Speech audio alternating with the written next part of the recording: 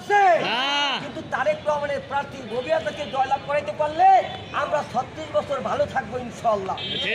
মনে রাখবেন, ওই যে কুত্তারি গুমখুরের নায়িকা শেখ হাসিনা তার উত্তরসূরি তৈরি করে নাই, তার সন্তানরা কুত্তা নিয়ে বিদেশে ছিল, লক্ষ টাকা বিদেশে পাচার করছে।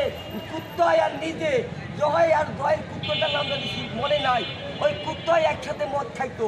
কিন্তু আমার নিজের তারেক রহমান ওই লন্ডনে থাকা অবস্থায় ওই রয়ের গোয়েন্দারা, সিআইএর গোয়েন্দারা হাজার খোঁজাখুঁজি করেও একটা অভিযোগ আমার তারেক রহমান সবাইকে উত্থাপন করতে পারে না।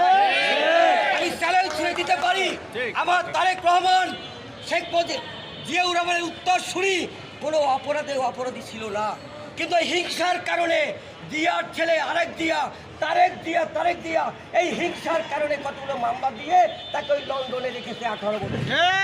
সুতরাং আমরা তারেক রহমানকে এই দেশে রাখতে হবে, তারেক রহমানকে এই দেশে রাখবো। আর রাখার জন্য এই 18 আসনের সকল প্রার্থী 30 নম্বর ওয়ার্ডের ভাই ও বোনেরা শহীদ এবং সালামতের নেতৃত্বে এবং এই কমিটিতে যারা আছে তাদের নেতৃত্বে কাজ করে তারেক রহমানের প্রার্থী ববিয়াতাকে জয়লাভ করবেন ইনশাআল্লাহ। এই আশা তো আমি করতে পারি। আমরা কি 12ই ফেব্রুয়ারির পরের দিন 13ই ফেব্রুয়ারি আমরা বিজয় মিছিল করবো ইনশাআল্লাহ। আমরা বিজয় মিছিল করব, আবারও বক্তৃতা হবে, দেখা হবে রাজপথে, কথা হবে জেলখানায় বলতাম, এখন আর এটা হবে না, দেখা হবে রাজপথে, কথা হবে গুলশানে তারেক রহমানের পাশে ইনশাআল্লাহ। আপনাদের সাথে আছি, আপনাদের সাথে ছিলাম, ভবিষ্যতে থাকবো ইনশাআল্লাহ।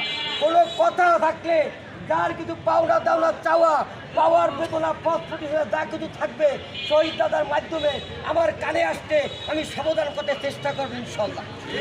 সকল বিভেদ ভুলে গিয়ে কাঁধে কাঁধ রেখে